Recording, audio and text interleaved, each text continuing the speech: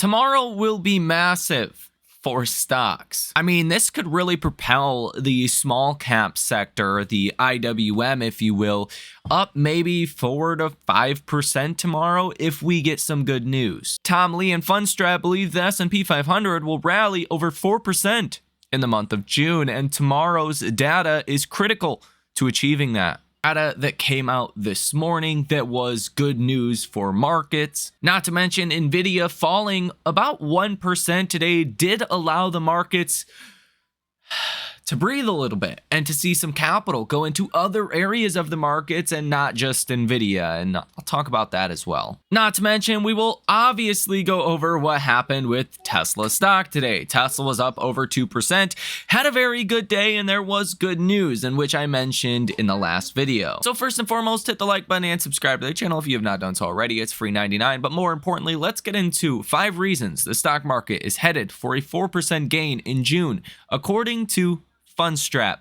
The S&P 500 is primed to rise 4% in June, according to Tom Lee. Lee highlighted 5 catalysts that could drive the stock market higher next month. We see positive supports for stocks in June, hence buy the dip if it comes, Tom Lee said. Lee said the S&P 500 could jump to 5,500 within the next month, driven by 5 positive market catalysts. The first catalyst is bullish seasonals. Since 1927, there have been 17 instances when stocks were up in the first quarter of the year and then saw a decline in April. This setup, which has happened already this year, bodes well for strong gains in May and June. Lee highlighted that the win ratio for stocks rising in June is 100%, with a median gain of 3.9%. Such a gain would send the S&P 500 to new all-time highs. The seasonal argument alone is positive, Tom Lee said. That's why we still think there's gas in the tank. The second catalyst is inflation, or rather continued disinflation, according to Lee, who is expecting several favorable inflation data points over the next few weeks.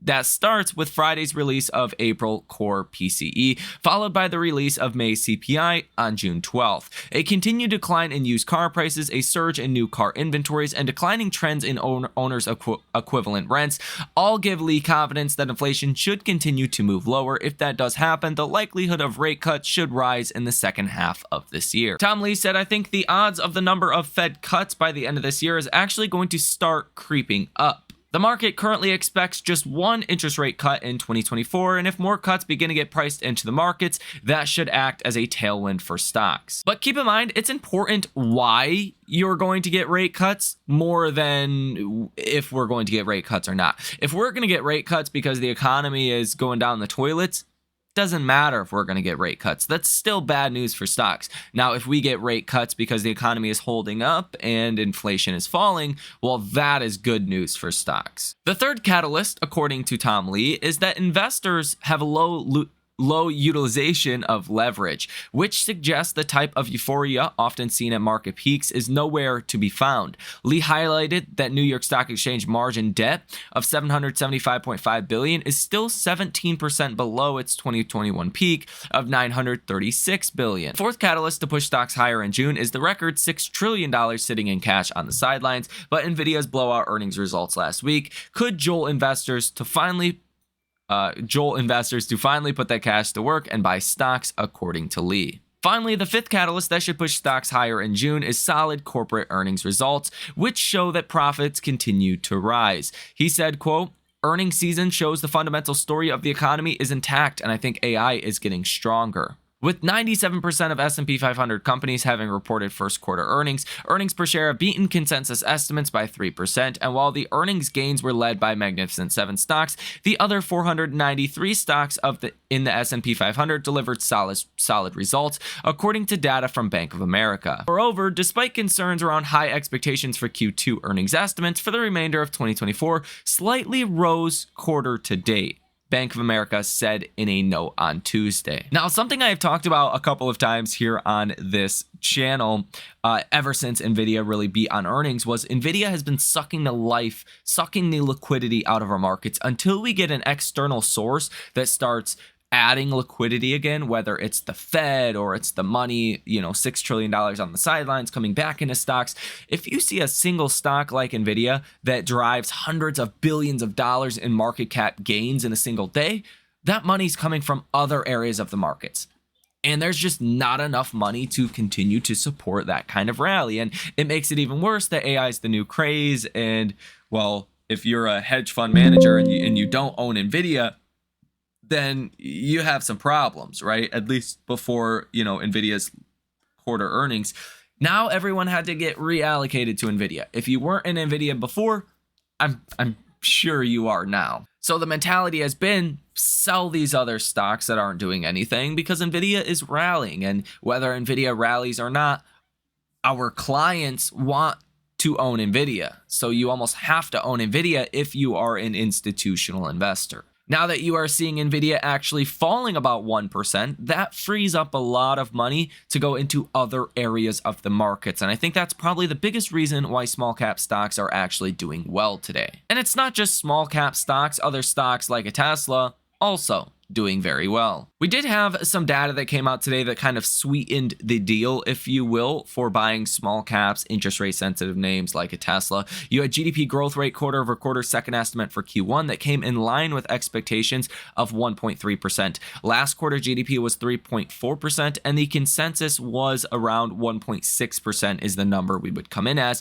So you came in a little bit lower than the forecast number here. Consensus was 1.3%. So maybe I should say forecast 1.6, consensus 1.3. You came in at consensus. That's seen as good news by the markets because presumably if the economy is not running as hot as it was, in prior quarters, maybe that means the disinflation story can continue. Now, corporate profits quarter over quarter did fall to negative 1.7%. The forecast was 4% and consensus was 3.9%. So that maybe means, hey, if you're not seeing corporate profits as good throughout corporate America, not just in the stock market, then maybe that means less hiring. Maybe that means a weaker economy or weaker labor market, which is, what the markets want to see at this point. I don't think that's the right way to think about things. I think you want to see the economy and labor market as strong as possible, but the weaker these data points come in, the more the markets like it. So that's definitely giving a little bit of a boost to small cap stocks as well today.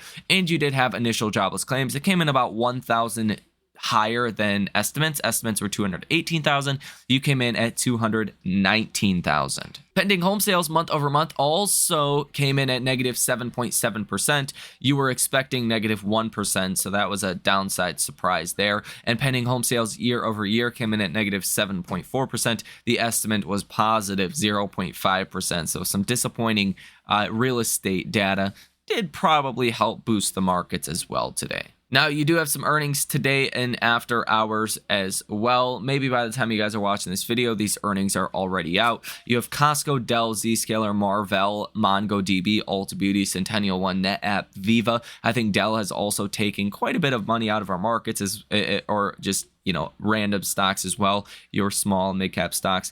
Dell has went absolutely parabolic. It's only a $135 billion market cap company, so it's not as big of a deal. Nvidia adds that basically every single day, right? But if Dell does give back a little bit, maybe that could lead to a further sell-off in Nvidia, and maybe that could lead to more money going into other areas of the markets. But it's really all going to come down to what happens with the data coming tomorrow. Tomorrow, you will get core PCE price index month over month for April. You're actually expecting the best number for 2024, right? The number that has showed the most disinflation. You're expecting a 0.2% number.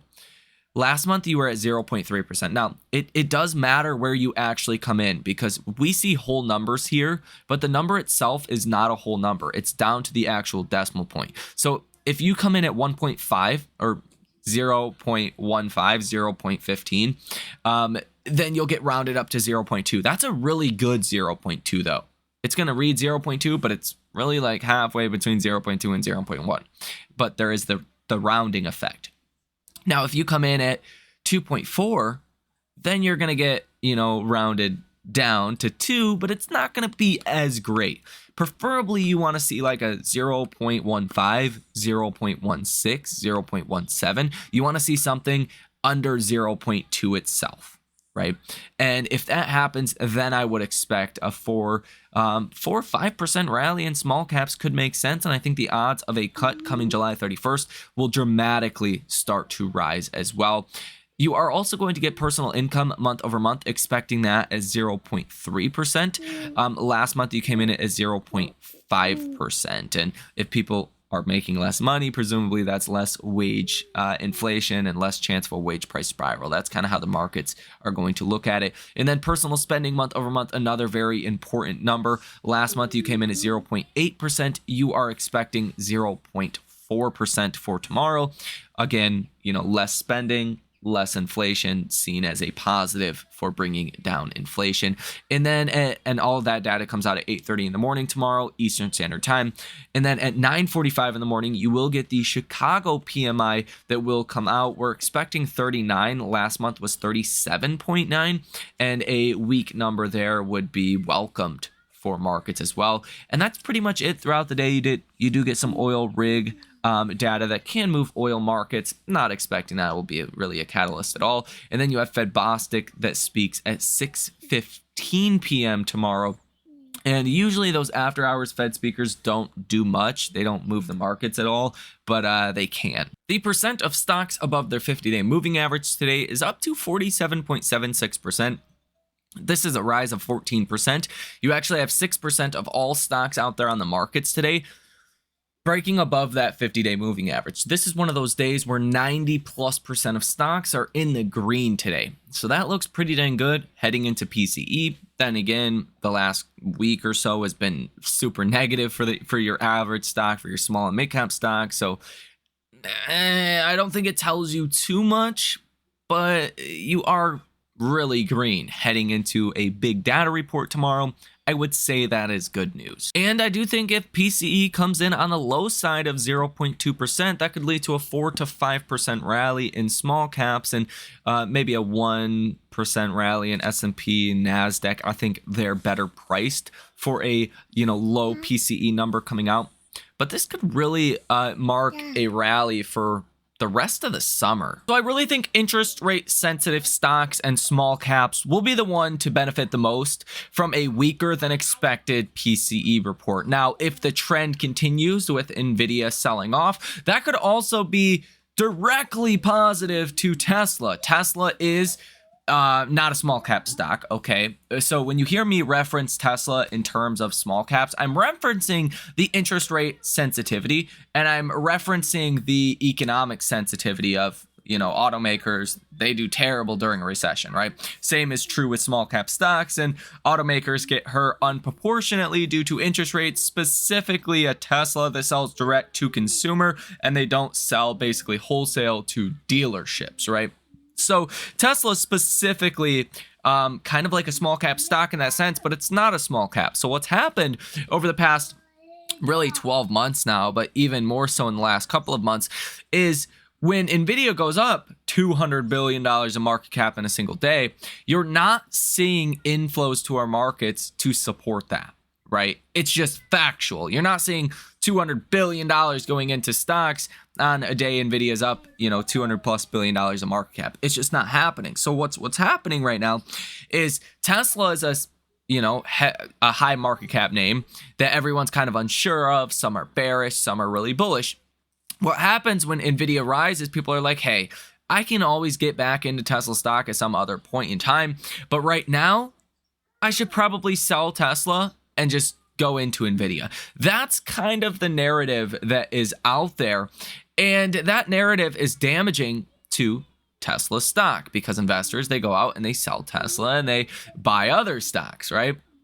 And well, specifically in this case, buy Nvidia. Now, if PCE comes in on the low side of 0.2%, like I mentioned, maybe 0.15, 0.16, 0.17%, comes in even lower than expectations, then we're really going to start asking, should the Fed be cutting rates as soon as July? And my expectation is the Fed will be cutting rates as soon as July. Markets are currently assigning about a 16% chance that we could see a cut July 31st. Now, this is up from 12.3% yesterday and less than 10% last week. So you've actually been rising in your odds of a cut for July 31st. And I think tomorrow you could really see the odds rise for this. Now, that could push down 10-year treasury yields like you were saying today. 10-year treasury yields are down about 7 basis points, which will have a positive effect on Tesla and your small cap stocks as well. I also think just intuitively, with small caps rising, outperforming Tesla and some of your other interest rate sensitive names today, heading into a PCE report that is so important like tomorrow's, I think that is kind of sending you a signal that maybe we do get a cooler than expected PCE report. And that would be, obviously fantastic for Tesla. Now, I also think right now, when you have all of these huge upcoming catalysts for Tesla on June 13th, you do have Tesla's earnings around June 20th. It's going to be the week of June, 20, 21st, 22nd, 23rd, 24th. Around that period of time, you're going to get Tesla's next earnings for this quarter that we are still technically in. And that's going to be another catalyst. I believe will be a positive catalyst. But June 13th is by far the biggest of any of these catalysts. And then July 31st should be the first cut from the Fed, in my personal opinion. And I do think August 8th will also be a very important catalyst with Robotaxi Day. So I really think if we start to get inflation coming down and really disinflating faster than we expect, and that's my base case, that's my expectation for tomorrow. Let me know what your expectation is down below in the comment section. Then that, mixed with these other positive catalysts, which should be positive. Again, June 13th is the biggest wild card. If that vote goes through and Elon's comp package gets reinstated, I think that is the biggest catalyst for Tesla stock. Out of all of these other catalysts, that is the biggest catalyst because there's so much extra value assigned to Tesla just because Elon Musk is the CEO. If there's doubts there that Elon might redirect his attention, redirect potentially the talent at Tesla to some of his other ventures, or just outright leave Tesla, that's obviously a super negative. So anything that prevents that, anything that shoots that down is going to be a massive positive for shareholder value. So I do believe, again, if inflation does come in lower than expected tomorrow, I think Tesla will rally, but I think there will be some kind of lid on Tesla's rally. Like, would it surprise me if Tesla gets back into, the 180s, 190s if PCE is a good number tomorrow? Between now and June 13th? Probably not. Do I think Tesla's going to run well into the 200s? Obviously not. But if PCE comes in lower than expected, Tesla stock could rally. Obviously, I'm not going to say Tesla's not going to rally. Tesla can obviously rally maybe 5% tomorrow, maybe 7% tomorrow. It could be a really good day. And then if you mix that with the vote going through on June 13th, guys, this summer could be, I'm about to say something that YouTube would probably shadow ban me for. It will be insane, okay? You'll want to be balls to the walls in Tesla. Now, that's just my personal opinion. Obviously, I'm not a financial advisor, but that's how important tomorrow is mixed with June 13th. Now, if the vote goes through on June 13th, great. Awesome. That's still positive no matter what. And Elon's comp package gets reinstated. But if inflation is not making any further progress, then it's not going to be as good. But if inflation makes progress tomorrow and the vote goes through on June 13th, which is, about 2 weeks away now, you could set up for a very good June, very good July, and probably a very good August as well. That could send Tesla stock closer to about $300 per share. We might just skip past 200 in general. So that's going to do it for this video. Let me know what you think about this information down below in the comment section. Hit the like button as well as subscribe to the channel. You guys have a fantastic rest of your day. If you guys do want to come trade with us live in real time as well, check out that link down below in the description of this video. Yeah, that is going to do it. That is going to do it. And I've been saving this, okay? Because, I'm a Lions fan. I'm like, hey, got the 5th 1800 Lions edition. Was it 90th or 90 seasons? Last season was supposed to be the Super Bowl. So that was when we were going to open it. Now, questioning.